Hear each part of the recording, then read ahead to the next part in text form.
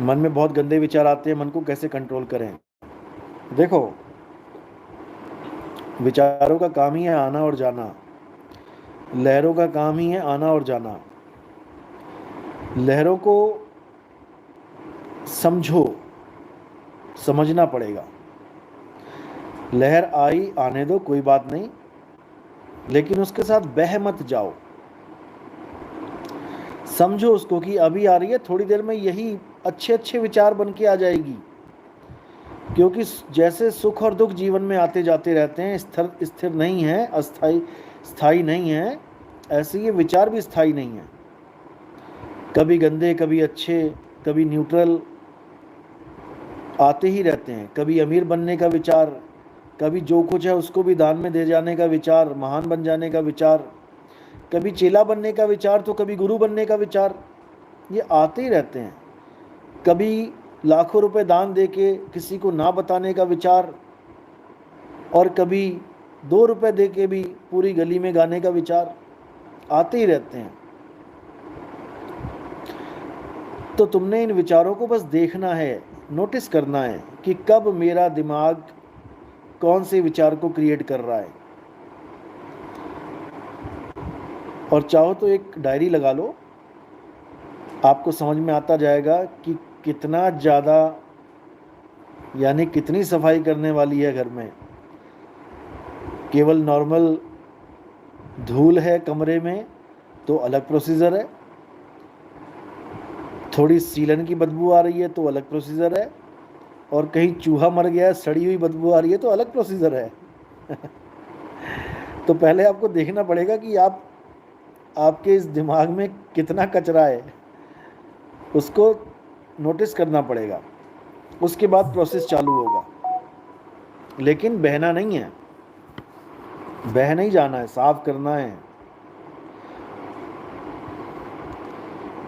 खैर, इसके बारे में खुल के फिर कभी बात करेंगे। अभी जो और भी सवाल हैं देख लेते हैं। सर्वा, आप तो वाहिगुरु हो जो जीवों के पास जाकर जगा रहे हो। वाहिगुरु तो पहले से ही जीवों के साथ है, वाहिगुरु कोई नहीं है, वाहिगुरु शब्द गुरु है। हमारा काम केवल लोगों के पास जाके ज्ञान समझाना है। उसको समझ आएगा या नहीं आएगा ये हमारे बस में नहीं है, ये वाहिगुरु के बस में है। अपने सेवक की आप है राख है, आप है नाम जपावे। यहाँ तक कि जो लोग नाम दीक्षा ले लेते हैं वो भी नाम जप पाएंगे कि नहीं जप पाएंगे, जपना केवल बोलने में आता है, याद रखना। वो नाम सिमरन कर पाएंगे या नहीं कर पाएंगे ये भी वाहिगुरु के हाथ में है, ये किसी गुरु या किसी चेले के हाथ में नहीं है, याद रखना। करे करावे आपे आप, मानस के नहीं कुछ भी हाथ। मनुष्य के हाथ में कुछ भी नहीं है। भूल जाना इस बात को कि तुम अपनी मेहनत से परमात्मा को पा सकते हो। तुम केवल गुरु के बताए रास्ते पे चल सकते हो, और चलना भी क्या है, ठहरना है। चलना होता तो दौड़ के भाग के पहुंच भी जाते, ठहरना है। चलना आसान है, ठहरना मुश्किल है। चलने को तो कहीं चले जाओ, अमेरिका इंग्लैंड चांद पे चलेगा बंदा, लेकिन ठहर कहाँ पा रहा है। जितना चल रहा है उतना ही उलझ रहा है। सूरत फंसी संसार में, तासे पर गई दूर, सूरत बांध स्थिर करो, आठों पहर हुजूर। तो ये स्थिर करना सबके बस की बात नहीं है, इसलिए परमात्मा पे छोड़ दो, अपना फर्ज निभाते रहो, जो गुरु ने बताया है वो करते रहो। रिस्पॉन्स क्या मिलेगा, फाइनल क्या रिजल्ट आएगा, ये हमारे बस की बात नहीं है, ना तुम्हारे बस की बात है। ये तुम्हारे सद्भाव पे डिपेंड करता है, तुम्हारे भाव कैसे हैं। अगर तुम छलिया हो, कपटी हो, तो भूल जाना कि मुक्ति होगी तुम्हारी। बाहर से कुछ और दिखा रहे हो, अंदर से कुछ और हो, तो भूल जाना मुक्ति होगी। तुम्हें एक जैसा होना पड़ेगा, जैसे तुम बाहर से हो वैसे ही तुम्हें अंदर होना पड़ेगा। इसी को कहते हैं गुरुमुख। और अगर दो रूप होंगे तो ढोलक की तरह पीटे जाओगे, एक तरफ से पतला सुर निकलेगा, दूसरी तरफ से मोटा। इसलिए नहीं पिटना है तो एक रस हो जाओ।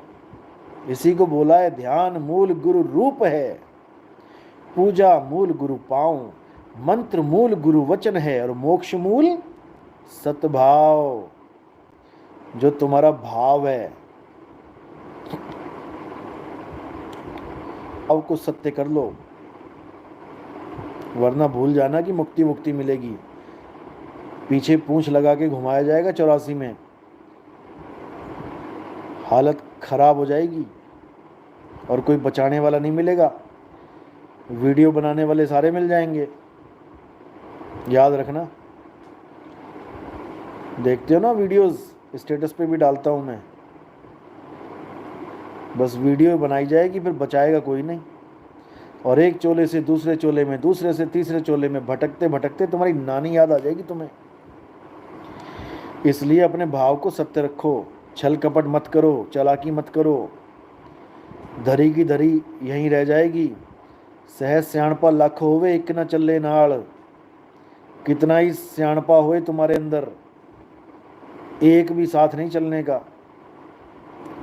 जब जमदूत आएगा ना मुगदर लेके और मार मार के खाल खींचेगा, तब सब होश आ जाएगी। और ऐसे लोगों की परमात्मा भी मदद नहीं करता है। परमात्मा भी उन प्यारों की मदद करता है जो सच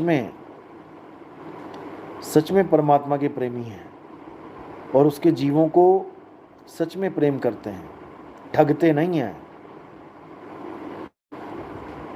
और जो पेट के कारण गुरुवाई करता है, वो तो अपनी पीढ़ी को भी साथ ले जाता है नरकों में।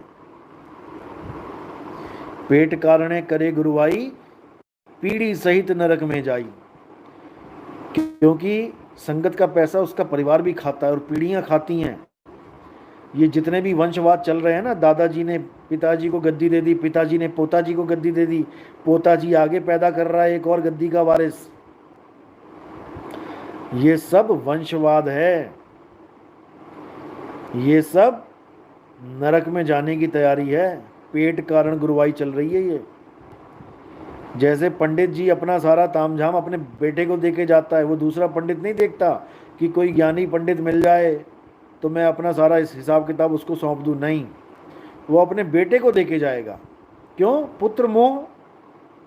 पुत्र मोह में फंसा हुआ है।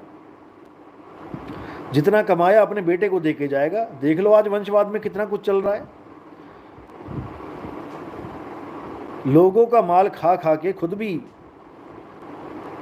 नरक की तैयारी कर रहे हैं और अपने बच्चों को भी नरक भेजने की तैयारी कर रहे हैं। क्यों? फैमिली बिजनेस बना दिया। फैमिली डॉक्टर होता है, फैमिली लॉयर होता है, तो फैमिली गुरु क्यों नहीं हो सकता?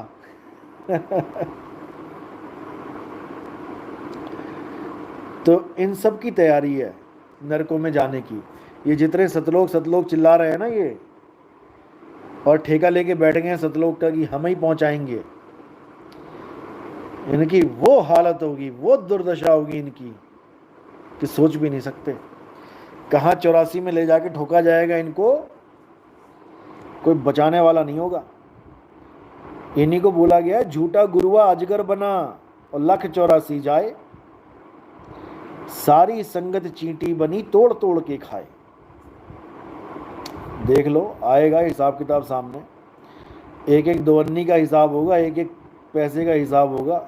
देखते जाओ। राजकुमार वर्मा, गुरुजी आप